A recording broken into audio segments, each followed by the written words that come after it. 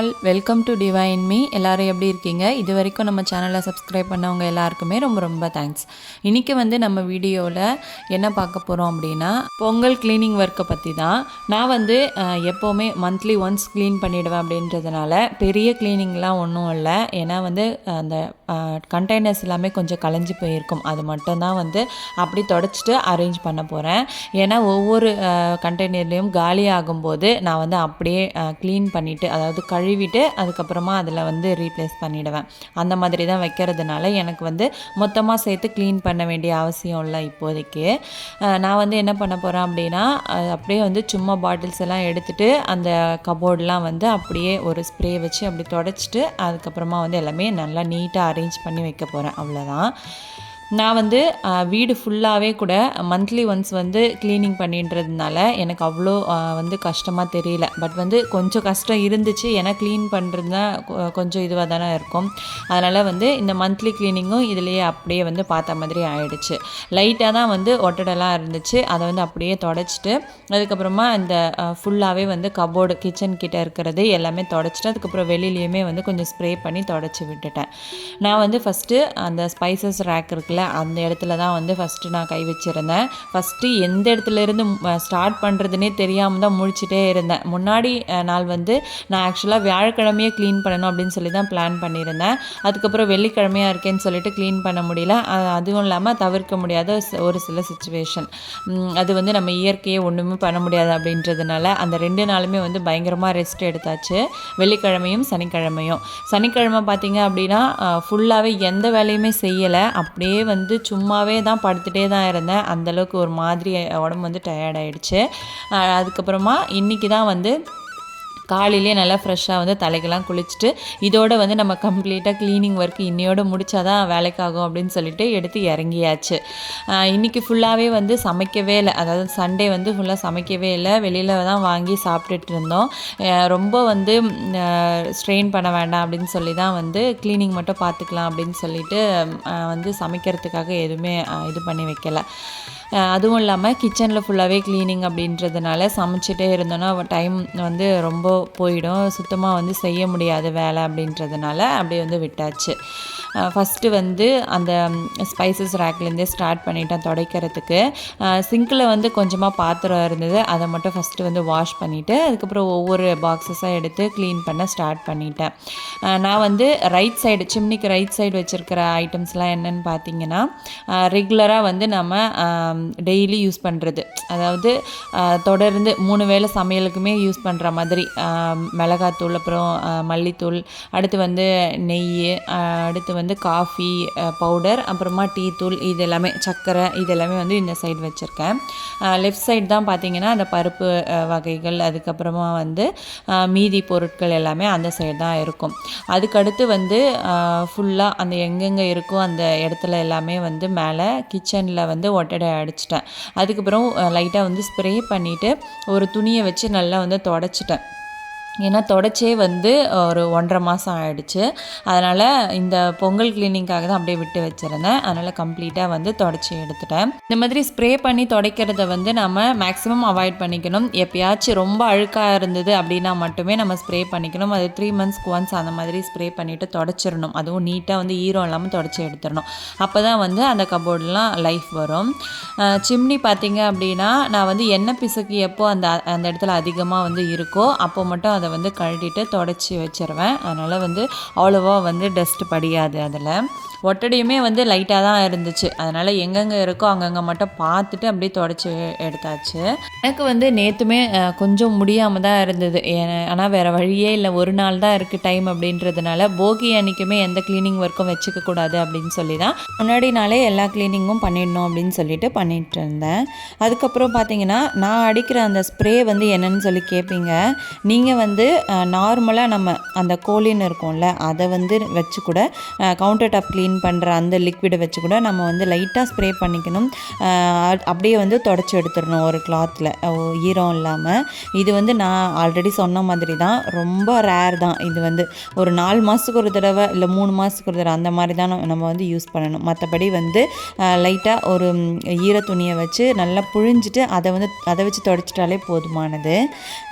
இன்னொன்று Vim gel இருக்குல்ல, நமக்கு நார்மலாக பாத்திரம் தேய்க்கிற அந்த இது, அதை வச்சுட்டு கூட நீங்கள் நல்லா மிக்ஸ் பண்ணிவிட்டு அந்த ஸ்ப்ரே பாட்டிலில் நல்லா வச்சு ஸ்ப்ரே பண்ணிவிட்டு நீங்கள் வந்து தொடச்சிக்கலாம். சிம்னியுமே வந்து மேலே ஏறி நல்லா வந்து தொடச்சிருந்தேன். இந்த பாக்ஸஸ் மேலேயும் ஒரு சிம்னி மேலே பார்த்திங்கன்னா அந்த எண்ணெய் பீஸுக்கெலாம் கொஞ்சம் இருந்துச்சு. அது எல்லாமே கூட நல்லா தொடச்சிட்டு அதுக்கு மேலே வந்து நியூஸ் பேப்பர் போட்டு விட்டுறணும். நியூஸ் பேப்பர் போட்டு விட்டுட்டோம் அப்படின்னா அந்த இதில் வந்து அவ்வளோவா டஸ்ட்டு படியாது, அந்த பேப்பர்லேயே வந்து படிஞ்சிரும். அதுக்கப்புறம் நம்ம அதை ரிமூவ் பண்ணிட்டோம் அப்படின்னா ஃப்ரெஷ்ஷாகவே இருக்கும் அந்த கபோர்டு எல்லாமே. அதுக்கப்புறமா வந்து சிங்க்குக்கு மேலே இருக்கிற அந்த கபோர்டையுமே நல்லா வந்து தொடச்சி விட்டுட்டேன், ஃபுல்லாக க்ளீன் பண்ணிட்டேன். அப்புறமா அந்த ஜன்னல் இருக்குல்ல கிச்சனில், அதுக்குமே வந்து நல்லா அந்த கம்பி எல்லாமே வந்து தேய்ச்சி எடுக்கணும். நல்லா கம்பி நார் வச்சு தான் வந்து விம் ஜெல் வச்சு நல்லா வந்து தேய்ச்சி எடுத்துட்டேன். ஏன்னா வந்து என்னதான் நம்ம சிம்னி யூஸ் பண்ணாலும் அதோட அந்த எண்ணெய் பிசுக்கு வந்து கண்டிப்பாக கிச்சனில் இருக்க தான் செய்யும்.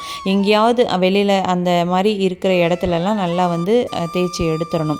நம்ம வந்து மந்த்லி க்ளீனிங்கில் இதெல்லாமே ரொட்டீனாக பண்ணிகிட்டே வந்தோம் அப்படின்னா கண்டிப்பாக வீடு வந்து எப்போவுமே க்ளீனாக இருக்கும். நம்ம வந்து விட்டுட்டோம் அப்படின்னா ஒரு நாள் எப்பயாச்சும் செஞ்சுக்கலாம் அப்படின்னு சொல்லி விட்டோன்னா அது ரொம்ப ரொம்ப கஷ்டமாக போயிடும் ஒவ்வொரு டைமும் நம்ம க்ளீன் பண்ணும்போது. அன்றைக்கி நம்ம ஃபுல் எஃபோர்ட் போட்டு செய்கிறதுக்கு நம்ம மாதம் லைட்டாக வந்து க்ளீன் பண்ணிட்டாலே வந்து ரொம்ப கரெக்டாக இருக்கும். உடம்புக்கும் வந்து ரொம்ப வந்து ஸ்ட்ரெயின் பண்ண மாதிரி இருக்காது. அதுக்கப்புறமா மேலே ஒர்க் எல்லாமே முடிச்சுட்டு கவுண்டர் டாப் கிட்ட வந்தாச்சு. இப்போது அங்கே இருக்கிற நம்ம வந்து அன்னபூரணி அம்மன் வச்சுருக்கோம்ல, அந்த இடத்துல எல்லா இடமுமே வந்து நல்லா நீட்டாக வந்து எடுத்துட்டேன். அந்த ஸ்டாண்டு பார்த்திங்கன்னா நல்லா வந்து கம்பினார் போட்டு ஃபுல்லாக தேய்ச்சி எடுத்துட்டேன். அதுக்கப்புறம் அந்த வாலும் பார்த்திங்கன்னா நல்லா வந்து எண்ணெய் பிசுக்கு கொஞ்சம் இருந்துச்சு. ஏன்னா ஒரு 3 days கிட்ட நான் வந்து க்ளீன் பண்ணவே இல்லை. கேஸ் ஸ்டவ் வந்து எப்போவுமே மேக்ஸிமம் டெய்லியுமே கழுவுற மாதிரி தான் ஆகிடும். ஆனால் டெய்லி கழுவலனாலும் ஒரு 2 days ஒன்ஸ் ஆகுது கழுவுற மாதிரி ஆகிடும். அட்லீஸ்ட் வந்து கொஞ்சம் தொடச்சி எடுக்கிற மாதிரியாவது இருக்கும். நான் 2 days வந்து நல்ல கம்ப்ளீட் ரெஸ்ட் அப்படின்றதுனால சுத்தமாக எந்த ஒரு ஒர்க்குமே செய்யவே இல்லை. இன்றைக்கி பார்த்திங்கன்னா ஃபுல்லாகவே நல்லா நீட்டாக வந்து கழுவியாச்சு.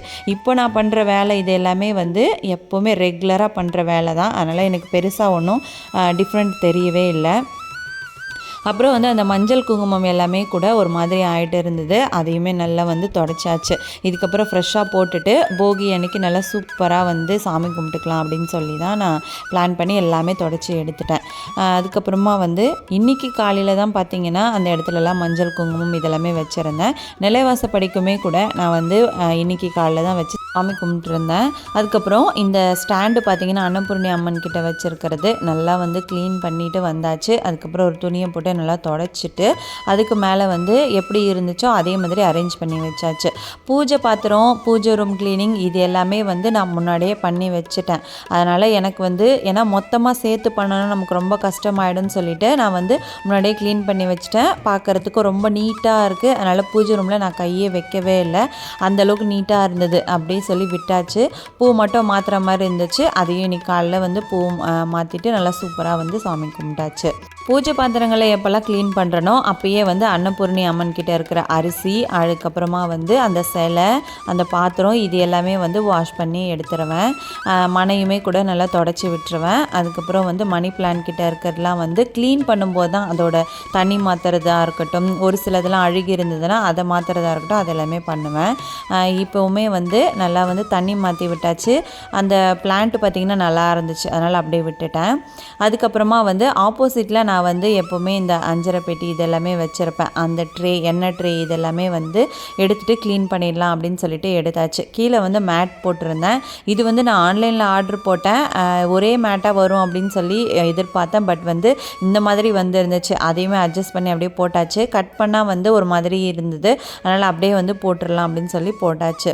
இதுக்கப்புறம் நீட்டாக இதுக்கான சைஸ்க்கு வந்து வாங்கிட்ட பிறகு இந்த மேட்டை வந்து எடுத்துகிட்டு புத்தா கிட்ட இருக்கிற செடியெலாம் இருக்குல்ல அந்த இடத்துல கட் பண்ணி வந்து போட்டுடலாம் அப்படின்னு சொல்லி பிளானில் தான் அப்படியே விட்டு வச்சுருக்கேன். அந்த இடமே வந்து நல்லா தொடச்சி விட்டுட்டேன். ஆப்போசிட்டில் நான் வச்சுருக்கிற இடத்துல வந்து அது வந்து கடப்பாக்கல்லில் அது மட்டும் கிரானைட்டில் போட்டுக்கிட்டேன். ஏன்னா வெளியில் தெரியும் அப்படின்றதுனால அந்த மாதிரி தான் நல்லாயிருக்கும் அப்படின்னு சொல்லி தோணுச்சு. ஆனால் கிரானைட் போட்டுமே அதுக்கு மேலே இந்த கிராஸ் போட்டு மூடிட்டேன். அது ஆனால் வந்து அப்படியே விட்டாலுமே ஒரு மாதிரி இருந்தது, அதனால் கிராஸ் போட்டு வச்சாச்சு, அதை வச்சு கவர் பண்ணிட்டேன். நான் வந்து அந்த சின்னதாக இடிக்கிற கல், அதுக்கப்புறம் கொஞ்சம் வெயிட்டான பொருள் இது எல்லாமே அங்கே வைக்கும்போது புளி, ஜாடி இது எல்லாமே வைக்கும்போது கீழே வந்து அப்படியே வச்சா நல்லா இருக்காதுல்ல, அதனால் அந்த மேட் மாதிரி போட்டு வச்சா நல்லாயிருக்கும்னு சொல்லிட்டு தான் அந்த மாதிரி அந்த இடத்துல அரேஞ்ச் பண்ணி வச்சுருக்கேன். ஸ்டவ் பக்கத்தில் வச்சோம் அப்படின்னா ஒரு மாதிரி ஆகிடும், எண்ணெய் பிசுக்கு அதிகமாக படும். அதனால் அந்த இடத்துல வந்து நான் வைக்கலை. இது வந்து பழைய வீடியோஸ்லேயே நான் வந்து சொல்லியிருக்கேன். இந்த சைடு பார்த்திங்கன்னா இந்த இடம் வந்து ஆக்சுவலாக வந்து அவனுக்காக விட்டு வச்சது. அது வந்துருச்சு அப்படின்னா இங்கே இருக்கிற ஐட்டம் எல்லாமே வந்து கவுண்டர் டாப்க்கு மாறிடும். அது வரைக்கும் நான் வந்து அப்படியே வச்சுக்கலாம் அப்படின்னு சொல்லிட்டு விட்டு வச்சுருக்கேன். அடுத்து வந்து ஒவ்வொரு ஜாடி அப்புறம் ட்ரே இது எல்லாமே வந்து அரேஞ்ச் பண்ணுறதுக்காக ரெடி பண்ணிட்டேன். அதுக்கு முன்னாடி வந்து அந்த கதவு துடைக்கிறது, அடுத்து அந்த கபோர்டையுமே துடைக்கிறது, இந்த வேலைலாம் பண்ணிகிட்டு இருந்தேன். தலை வந்து சுத்தமாக காயவே இல்லை, லைட்டாக வந்து தலை வலி வரா மாதிரி இருந்தது. அதனால் அப்படி வந்து கொஞ்சம் லூஸாக விட்டாச்சு, ஒரு கிளிப் மட்டும் போட்டுட்டு. தலை காய வைக்கிறது தான் வந்து பெரிய விஷயமா இருக்குது. காய வைக்கலைன்னா பயங்கரமாக தலைவலி வந்துடுது. அப்படி இல்லைன்னா வந்து சாம்பிராணி போட்டோம் அப்படின்னா கொஞ்சம் நல்லாயிருக்கு, அதாவது தலைவலிக்கு இதமாக. பட் வந்து அதை நம்மளே தனியாக வந்து போட்டுக்கிறதுக்கு கொஞ்சம் இதுவாக இருக்குது, முடிக்கெல்லாம் படுற மாதிரி. அதனால் சொல்லிவிட்டு அதை மேக்ஸிமம் அவாய்ட் பண்ணிடுறேன். நல்லா காய வைக்கணும் அப்படின்னு சொல்லி முடிவு பண்ணியிருக்கேன். நான் வந்து தலை குளித்தேன் அப்படின்னா நல்லா காய வைக்கவே மாட்டேன். நிறைய முடி வந்து இதனால் வந்து அப்படியே லாஸ் ஆகிடுச்சு. அடுத்து வந்து ஃப்ரிட்ஜு, டைனிங் டேபிள் இதெல்லாமே துடைக்கிறதுக்காக போயிட்டேன். ஃப்ரிட்ஜு மேலே பார்த்திங்கன்னா எந்த பொருளும் வைக்கக்கூடாது அப்படின்னு சொல்லி தான் நான் வந்து அந்த மேலே ஷீட் வந்து போட்டு வச்சுருக்கேன்.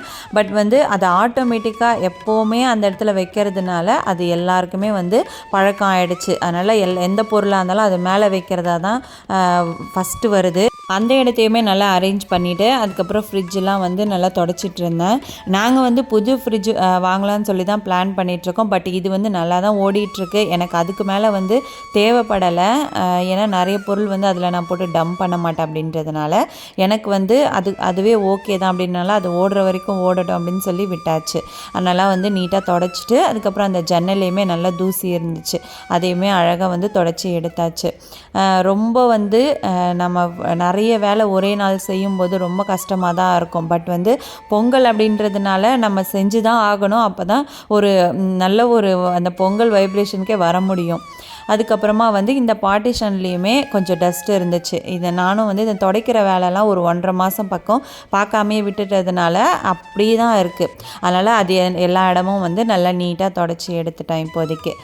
அதுக்கப்புறமா வந்து பார்க்குறதுக்கு இப்போ தான் அதோட ஒரிஜினல் கலர் வெளியில் வந்ததுன்னே சொல்லலாம். வீடியோவில் அவ்வளோவா தெரியல, கிட்ட இருக்கும்போது நல்லா வந்து தெரிஞ்சிச்சு. அதுக்கப்புறம் பார்த்திங்கன்னா நம்ம வந்து வாஷ் பேஷன் வச்சுருக்கோம். அந்த இடத்துல வந்து 2 பக்கமும் நான் செடி வச்சுருக்கேன். அங்கே பார்த்திங்கன்னா செடி வந்து ஒரு மாதிரி அழுகிடுச்சு, ஏன்னா நான் அதை கேர் பண்ணவே இல்லை. அதனால் மணி பிளான்ட்டு தான் வச்சுருந்தேன். தண்ணி வந்து நல்லா கீழே ஊற்றிட்டு அந்த பாட்டிலை நல்லா கழுவிட்டு அதுக்கு மேலே வந்து தண்ணி பிடிச்சிட்டு அடுத்து வந்து மணி பிளான்ட் எடுத்துகிட்டு வந்து வச்சேன். 2 பிளான்ட் வந்து வெளியில் வச்சுருக்கேன்ல, அதை வந்து எடுத்துகிட்டு வந்து வச்சுட்டேன் நான் இப்போது. இந்த மிரரையும் பார்த்திங்கன்னா நல்லா அப்படியே வந்து கையோட க்ளீன் பண்ணியாச்சு. நான் இந்த இடம்லாம் வந்து ரெகுலராக க்ளீன் பண்ணுறது தான். இப்போது பார்த்திங்கன்னா அது ஒன்றும் அதாவது புதுசாக நம்ம பொங்கலுக்காக செய்கிறோம் அப்படின்ற மாதிரிலாம் இல்லை. கபோர்டெலாம் வந்து எக்ஸ்ட்ராவாக தொடச்சி வச்சேன், அவ்வளோதான், ஒட்டடை அடித்தேன். மேக்ஸிமம் வந்து நம்ம எல்லா வேலையுமே ரெகுலர் பேசிஸில் செஞ்சுட்டே இருந்தோம் அப்படின்னா அது வந்து சுத்தமாக தெரியாது. ஒரு நாள் திடீர்னு செய்யும்போது தான் வந்து நமக்கு அந்த மாதிரி ஆகிடும். அதனால் நீங்கள் ஃப்ரீயாக இருக்கிற டைமில் வீடு வந்து அப்பப்போ க்ளீன் பண்ணி வச்சிட்டிங்க அப்படின்னா மொத்தமாக செய்யும்போது கஷ்டம் தெரியாது. மணி பிளான்ட்லேருந்து கொஞ்சம் எடுத்துகிட்டு வந்து இங்கேயுமே 2 பக்கமும் அரேஞ்ச் பண்ணி வச்சிட்டேன். பார்க்குறதுக்கு ரொம்ப அழகாக இருக்கும் அந்த இடத்துலலாம் பார்க்கும்போது. அதுக்கப்புறமா வந்து கிச்சன் கம்ப்ளீட்டாக வந்து கிச்சன் டைனிங் ஏரியா இதெல்லாமே க்ளீன் ஆகிடுச்சு. இதுதான் வந்து ஃபுல் வியூவு. நான் வந்து அப்புறம் ஃபைனலாக வந்து வீடு பெருக்கிட்டு அந்த இடத்த மட்டும், அதாவது அந்த பார்ட்டிஷன் மட்டும் பெருக்கிட்டு அதை வந்து நீட்டாக எடுத்து வச்சிட்டேன். பார்த்திங்கன்னா எப்படி இருக்குன்னு சொல்லுங்கள். கபோர்டு வெளியில் இருக்கிற கதவு எல்லாமே வந்து பயங்கரமாக ஃபுல்லாக வந்து தொடச்சி எடுத்தாச்சு. நீட்டாக கவுண்டர் டாப்புமே வந்து சூப்பராக க்ளீன் ஆகிடுச்சு. எல்லா இடமும் பார்த்திங்கன்னா நல்லா அழுக்கு இல்லாமல் அப்படியே வந்து நல்லா சூப்பராக வந்துருச்சு. அதுக்கப்புறமா இந்த பாக்ஸஸ்லாம் சூப்பராக அடுக்கி வச்சுட்டேன். நான் வந்து எல்லாமே ஒரே மாதிரி தான் இருக்கணும் அப்படிலாம் சொல்லி வாங்கலை. என்கிட்ட இருக்கிறத அப்படியே வந்து நான் அரேஞ்ச் பண்ணி வச்சுருக்கேன். 5 பாக்ஸஸ் இருக்கும் ஒவ்வொன்றுத்துலேயும். அது பேக்கேஜாக வரும்போது அது 6 ஒன்றுத்தில் வரும், ஒரு செட்டில் 5 வரும், அந்த மாதிரி தான் நான் வந்து வாங்கி வச்சுருக்கேன். எல்லா இடமும் நீட்டாக வந்து இப்போ கம்ப்ளீட்டாக க்ளீன் ஆகிடுச்சு. எண்ணெய் ஊற்றி வைக்கிற பாத்திரம் எல்லாமே வந்து சோப் போட்டு நல்லா தேய்ச்சி காய வச்சுருக்கேன். இதுக்கப்புறமா தான் வந்து காஞ்ச பிறகு ஃப்ரெஷ்ஷாக எடுத்து ஊற்றி அந்த ட்ரேயில் வந்து அரேஞ்ச் பண்ணி வைக்கணும். ஒரு பக்கம் வேலையை முடிச்சுட்டு அதுக்கப்புறமா வந்து ஹால் ஏரியாவுக்கு வந்தாச்சு. ஹாலில் பார்த்திங்கன்னா டீப்பாயில் அவ்வளோ டஸ்ட் இருந்துச்சு. அதை வந்து நல்லா தொடச்சி விட்டுட்டேன். ஸ்ப்ரே பண்ணிவிட்டு நீட்டாக வந்து க்ளீன் பண்ணி எடுத்தாச்சு. அடுத்து வந்து கீழே பார்த்திங்கன்னா புக்ஸ் வச்சுருந்தோம். அந்த இடத்துல மேலே கூட நான் வந்து அந்த கிளாஸ் இருக்கிற இடத்துல அடிக்கடி தொடச்சிருவேன். பட் கீழே பார்த்திங்கன்னா அவ்வளோவா துடைக்கவே இல்லை. இன்றைக்கி தான் வந்து நல்லா ஸ்ப்ரே பண்ணிவிட்டு நீட்டாக தொடச்சி எடுத்துட்டேன். அங்கேயுமே நல்லா தூசி இருந்தது. அதை வந்து நல்லா க்ளீன் பண்ணி எடுத்துகிட்டு திருப்பி எப்படி பொருள்லாம் இருந்துச்சோ அதை வந்து அப்படியே அரேஞ்ச் பண்ணி வச்சாச்சு. கீழே கொஞ்சம் புக்ஸ், அதுக்கப்புறம் ஸ்நாக்ஸ் பாக்ஸு இதெல்லாமே வந்து நீட்டாக அரேஞ்ச் பண்ணிட்டேன். அதுக்கப்புறமா புத்தா ஸ்டாச்சு வச்சுருக்கேன்ல, இந்த ஸ்டாண்டில் பார்த்தீங்கன்னா அவ்வளோ டஸ்ட்டு இருந்துச்சு. நான் வந்து அவ்வளோ டஸ்ட் இருக்குன்னு எதிர்பார்க்கவே இல்லை. லைட்டாக நம்ம தொடச்சி விட்டால் போதும், அப்படி தொடப்பத்தாளி அப்படின்னு தான் நினச்சிருந்தேன். பட் வந்து அதை விட பயங்கரமாக இருந்து தொடப்பத்தில் துடைக்கும்போது சுத்தமாக போகவே இல்லை. அதனால் அதற்குமே வந்து நல்லா ஸ்ப்ரே பண்ணிவிட்டு அதில் வந்து நல்ல நீட்டாக ஒவ்வொரு இடமும் தொடச்சிட்டு இருந்தேன். அந்த ஒவ்வொரு கம்பிக்கிட்டையுமே அவ்வளோ அழுக்கு இருந்தது. அதில் நல்லா தொடச்சிட்டு அதுக்கப்புறமா புத்தா ஸ்டாச்சுவில் அவ்வளோ அழுக்கு இருந்தது. அதையுமே நல்லா ஸ்ப்ரே பண்ணி தொடச்சி விட்டுட்டேன். இது எல்லாமே வந்து அவ்வளோவா அழுக்கு படியாத மாதிரியே தான் இருந்தது. அதில் போய் கை வைக்கும்போது தான் தெரியுது அவ்வளோ அழுக்கு இருக்குது அப்படின்னு சொல்லிட்டு. இனிமேல் இதுலேயுமே வந்து அப்படி க்ளீன் பண்ண ஸ்டார்ட் பண்ணணும் இதையுமே. அதுக்கப்புறமா வந்து அந்த செடி எல்லாமே அரேஞ்ச் பண்ணி வச்சுட்டு தண்ணியும் ஊற்றி வச்சுட்டேன். அடுத்து வந்து ஜன்னலில் போடுற இந்த புத்தா, இதை நான் அடிக்கடி எடுத்து க்ளீன் பண்ணுவேன். ஆனால் ஜன்னல்லையுமே வந்து நல்லா டஸ்ட் இருந்தது. அதையுமே நல்லா கம்ப்ளீட்டாக க்ளீன் பண்ணி தொடச்சி எடுத்துகிட்டு அதுக்கப்புறமா அங்கேயுமே அந்த கிராஸை போட்டுட்டு புத்தா ஸ்டாச்சும் வச்சாச்சு. அந்த இடத்துல நான் வந்து உருளியில் பூ வைப்பேன். அந்த பூவையுமே வந்து நல்லா அரேஞ்ச் பண்ணி நான் ரோஸ் தான் வச்சுருந்தேன். அப்படியே வந்து உதிர்த்து அந்த ரோஸ் இதையுமே வந்து வச்சாச்சு.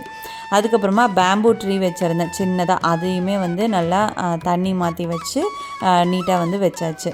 அதுக்கப்புறமா ஹாலில் இருக்கக்கூடிய அந்த விண்டோவை பார்த்திங்கன்னா நாங்கள் திறக்கிறதே இல்லை. ஏன்னா பக்கத்தில் கன்ஸ்ட்ரக்ஷன் ஒர்க் நடக்கும் அப்படின்றதுனால. இப்போ நடந்து முடிஞ்சிருச்சு. இதுக்கப்புறம் திறந்து வைக்கலாம் அப்படின்னு தான் பார்க்குறேன். அப்புறம் வந்து இன்னும் நம்ம நெட்டு அடிக்கவே இல்லை. அப்புறம் ஸ்க்ரீன் போடல. இந்த 2 வேலை இருக்குது. ஆனாலுமே வந்து அப்படியே தான் ஓடிட்டுருக்கு. ஏன்னா ஜன்னல் திறக்கலை அப்படின்றதுனால, இந்த குளிர்காலம் அப்படின்றதுனால ஜன்னலும் திறக்கிறதும் இல்லை, அந்த இது பண்ணுறதும் இல்லை. கூடிய சீக்கிரம் வந்து அந்த நெட்டுமே போடணும். அதுக்கப்புறமா வந்து வெளியில் இருக்கக்கூடிய கதவு, நம்ம கதவுக்கு மேக்ஸிமம் டிசைன் வைக்கிறத அவாய்ட் பண்ணணும் தான் நினைக்கிறேன். நானுமே அப்படி தான் நினச்சி வாசப்படிக்கு ஆனால் டிசைன் அவ்வளோவா வைக்கவே இல்லை. இதுக்காக தான் வந்து நான் டிசைன் வேண்டாம், ஏன்னா டஸ்ட் நிறைய படியும், துடைக்கிறதுக்கு ரொம்ப கஷ்டம் அப்படின்னு சொல்லிட்டு பிளெயின் டோர் இருந்தாலே அதுவே பெட்டராக இருந்திருக்கும்னு நினைக்கிறேன். ஒவ்வொரு டிசைனுக்கும் நடுவுலையும் புந்து துடைக்கிறதுக்குள்ளே ஒரு வழி ஆயிடுச்சு. அதுக்கப்புறமா பார்த்திங்கன்னா பார்க்கிங் ஏரியாவுக்கு வந்தாச்சு. நல்லா வந்து நிறைய தூசி, காற்றுல பார்த்திங்கன்னா அவ்வளோ தூசி வந்துருந்துச்சு. அப்படியே வந்து ஒட்டடை அடிச்சுட்டு ஃபுல்லாக அதுக்கப்புறமா வந்து பெருக்கி எடுத்துட்டேன் எல்லா இடத்துலையுமே. பார்த்திங்கன்னா இந்த கோலமாவு மண்ணுமே வந்து அப்படியே பறந்து அந்த எல்லா இடத்துலையுமே இருந்தது. அதனால் கம்ப்ளீட்டாக எடுத்துகிட்டு நல்லா நீட்டாக வந்து தொடச்சி விட்டுட்டேன். அதுக்கப்புறமா வந்து தண்ணி ஊற்றி ஃபுல்லாக பார்த்திங்கன்னா நல்லா அலசியாச்சு. ஏன்னா இந்த பொருள்லாம் இருக்குல்ல, காற்றுல வந்து அப்படியே பட்டு அந்த இடம் மட்டும் விட்டு வைக்கிறதுனால அந்த பொருளோட சந்துக்குள்ளெல்லாம் போயிட்டு ஒரு மாதிரி மண் இருந்துச்சு. அதையும் நீட்டாக தொடச்சிட்டேன். அப்புறம் வந்து செப்பல் ரேக் தனியாக வச்சுருக்கேன்ல, அந்த செப்பல்லையுமே நிறைய பயங்கரமான ஒரு டஸ்ட்டு. அங்கேயும் தண்ணி ஊற்றிட்டு நல்லா ஃபுல்லாகவே கழுவி விட்டாச்சு. வெளியில் ஃபுல்லாகவே ஒர்க்கெல்லாம் முடிச்சாச்சு. உள்ளேயுமே ஒட்டடை அடிக்கிற வேலை, துடைக்கிற வேலை எல்லாமே முடிஞ்சுது. அதனால் இப்போ வந்து லாஸ்ட்டாக தரையை க்ளீன் பண்ணிவிடுவோம் அப்படின்னு சொல்லிட்டு நல்லா வந்து மாப் போட்டு விட்டுறலாம் அப்படின்னு சொல்லி மாப் போட்டு விட்டுட்டேன். இன்றைக்கி போகி, அதாவது திங்கக்கிழமை, இது வந்து சண்டே எடுத்தது. திங்கக்கிழமையும் வந்து நான் ஒரு தடவை துடைப்பேன். அதனால் இதையுமே வந்து லைட்டாக அப்படியே தொடச்சிட்டு போயாச்சு. தொடச்சி முடித்த பிறகு ஃபைனலாக துணியெல்லாம் கலெக்ட் பண்ணிவிட்டு அப்படியே வந்து துவைக்கிறதுக்காக மாடிக்கு எடுத்துகிட்டு போயிட்டேன். வீடியோவை பொறுமையாக பார்த்ததுக்கு ரொம்ப தேங்க்ஸ். வீடியோ பிடிச்சிருந்தா கண்டிப்பாக லைக் பண்ணிவிடுங்க. உங்கள் ஃப்ரெண்ட்ஸ்க்கு எல்லாருக்கும் ஷேர் பண்ணுங்கள். தேங்க்யூ.